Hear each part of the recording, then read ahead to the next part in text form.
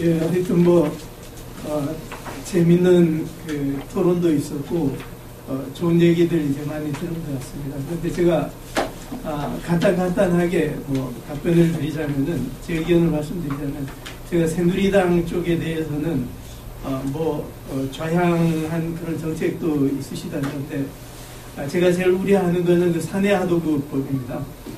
지금, 오늘 이런 토론회를 우리가 기획을 한 이유도 그렇고, 비정규직 문제가 이제 워낙 심각하다는 거다.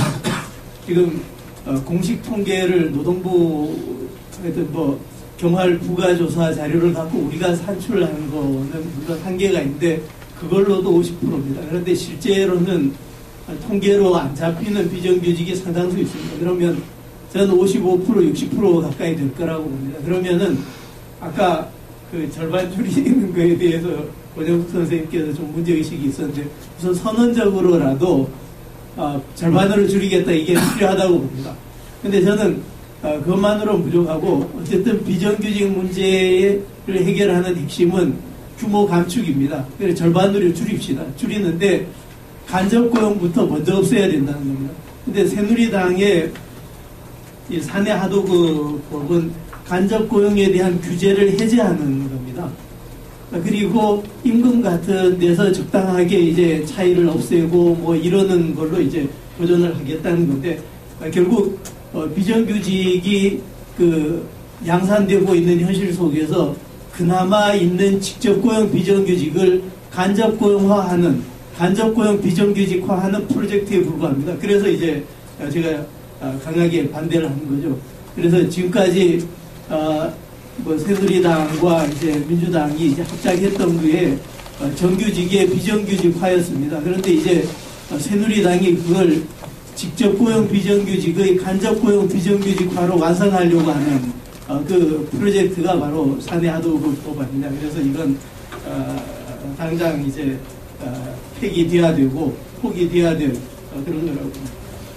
그다음 문재인 후보 쪽에 김진선 선생님이 나와서 좀 그렇게 제대로 전달을 하십시오.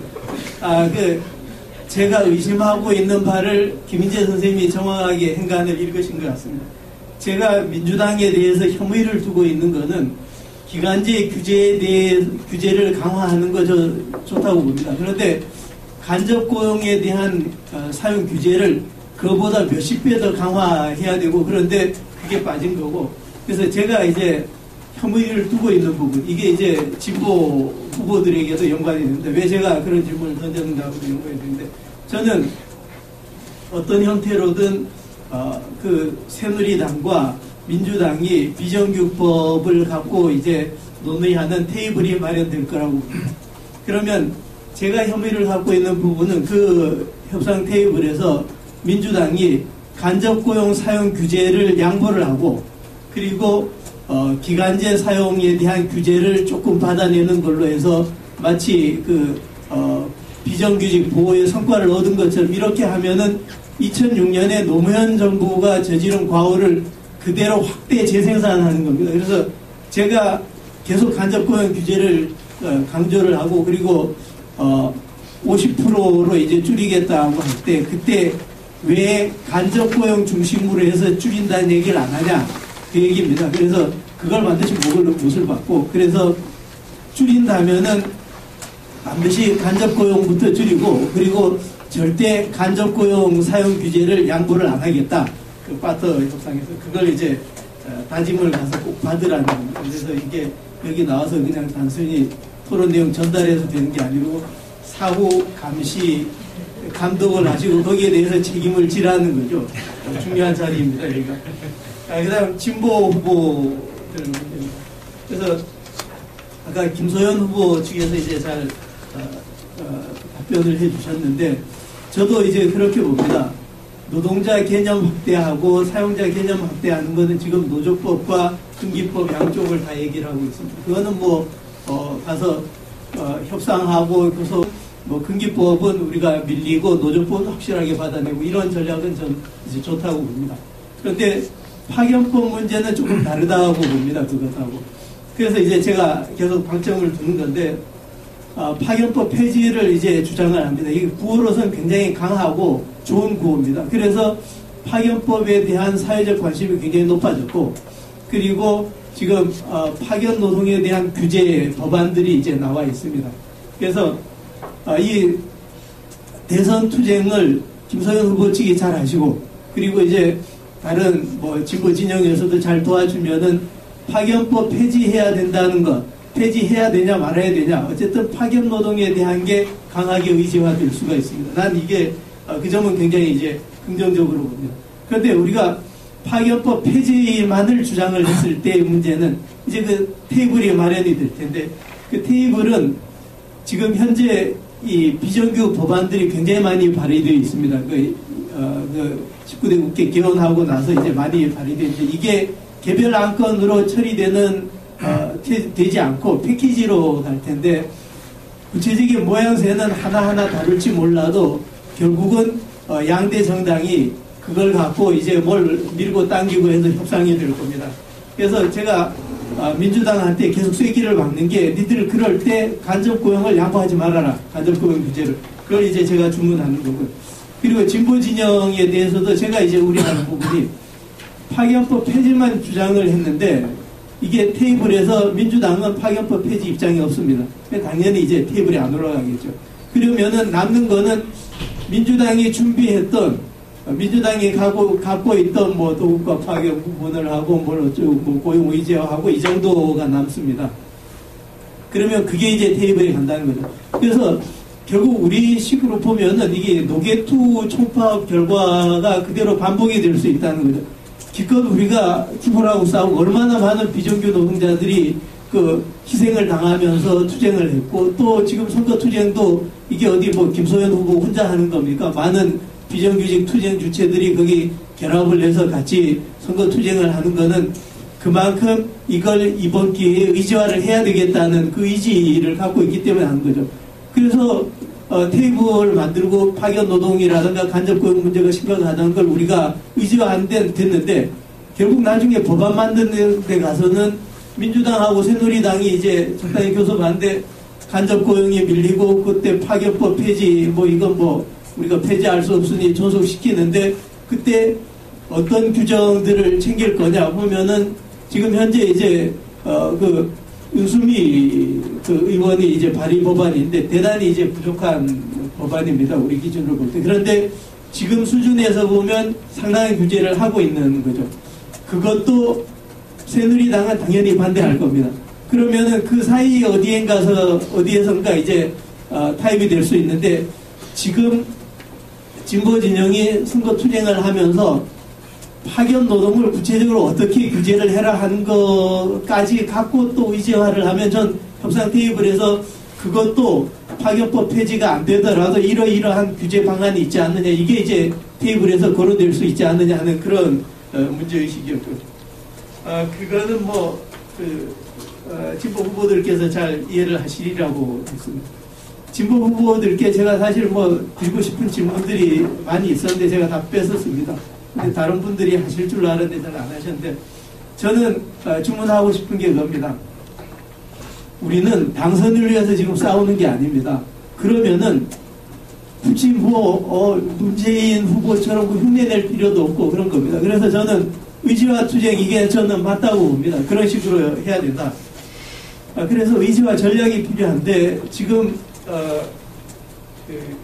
이정희 후보 쪽에 이걸 공약을 보면은 굉장히 많이 나열이 되어 있습니다. 이런 나열식이 과연 1% 후보가 이런 전략을 취해갖고 이 100개, 200개의 법안 공약을 내세우면 이게 어떻게 주목을 받느냐는 거죠.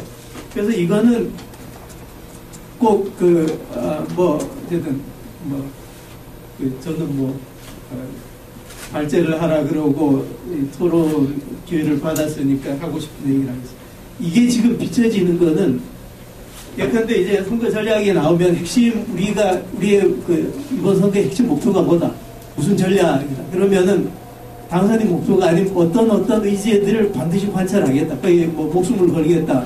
이런 식으로 짜여져야 되는데, 그러면 우선순위가 있고 핵심이 있어야 되는데, 차라리 사회당 쪽에는 그게 보입니다. 이게 뭐 기본소득제 같은 그런 게 보이고 또 이 김선현 후보 쪽은 의지와 투쟁 자체를 이제 들고 나왔으니 그런데 이정희 후보는 나열식입니다. 그래서 이게 마치 제가 그 세 가지를 뭐라고 했었죠. 그 후보들 당선과 선거연합 완주를 했는데 이게 꼭 그 선거연합을 위한 협상안처럼 지금 쓰여져 있다는 거죠. 그래서 제가 이게 무슨 진보 후보의 선거 공약이나 하는 이런 문제의식을 지니고 있는 거죠. 그래서 완주하실 거고 진보 후보면은 진짜 노동자 민중을 위해서 꼭 필요한 것들을 내세우라는 거죠. 그래서 핵심 의제들을 내세워야지 어디에 숨어 있는지 모르는 그런 이제 공약들만 나열하는 건 별로 의미가 없다. 그리고 사회당은 그 질문을 아무도 안 한다고 그래서 제가 이제 그러면 질문을 하겠습니다. 제가 이 공약을 보면은 이게 저 그렇게 이제 느낍니다. 김순자 후보님은 제가 보기에는 이 비정규직 그 투쟁 주체들이나 뭐 정리해고에 반대했던 이 투쟁 주체들이 대부분이 김소연 후보 쪽에서 지금 투쟁 주체들이 결합을 해서 비정규 문제하고 정리해고 문제 위제화하려고 이제 하고 있습니다. 근데 김순자 후보께서도 뭐 비정규 노동자로서 비정규 운동에도 큰 기여를 했고 그리고 굉장히 신망이 있으신 그런 분이십니다.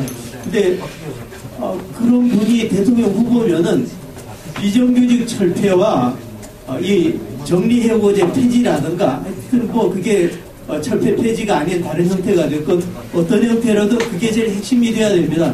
근데 이거 보면은 태초에 그 기본소득제 중심으로 공약이 만들어졌는데 민주협에서 비정규직 정리해고 토론회를 한다 그러니 앞에 갑자기 일본에 비정규직 철폐 불안정 노동 폐지 뭐 이렇게 해서 쫙 들어갔는데 파견법 폐지 간접고용 폐지 이게 다 그냥 한 단어로 나열이 되어 있다는 거죠. 이게 간접고용 폐지 정리해고법 폐지 이런 것들이 그냥 그 단어 하나로 해결될 수 있는 문제가 아니잖아요. 얼마나 힘들고 그런 건데 그러면은 논리가 있어야 되고 왜 이걸 해야 되는지 그리고 우리는 이걸 왜 주장하는지 우리는 이걸 어떻게 관철시킬 수 있는지 관철시킬 것인지 이걸 내놓고 설득을 하고 그리고 거기에 매진해서 투쟁을 해야 되는데 그런 모습들이 잘 안 보인다는 거예요. 그래서 저는 좀 이제 그 조직화 이렇게 여기서 불려도 좋지만 그래도 진보 후보면 의제화가 앞장서야 되고 그리고 힘을 모아야 될 때는 뭐 힘을 모을 수도 있다고 봅니다. 그래서 뭐 김소연 후보 쪽에서 좋은 전략들을 제시하셨고 그러니까 공유할 수 있는 부분들은 공유하고 또 뭐 단일화는 뭐 그 안철수하고 문재인만 하겠습니까? 그래서 여러 가지 가능성을 열어두고 저는 이걸 어느 쪽에 가서 뭐 해라 이런 게 아니라 진짜 양쪽 후보들이 더 힘을 모아갖고 할 수 있고 그 뭐 후보가 하나 더 돼도 좋고 둘로 하는 게 효율적이다 그러면은 역할 분담을 해도 좋고 같은 전략을 갖고 또 같은 핵심 공약을 갖고 같이 왈왈 해도 좋고 그렇다고 봅니다.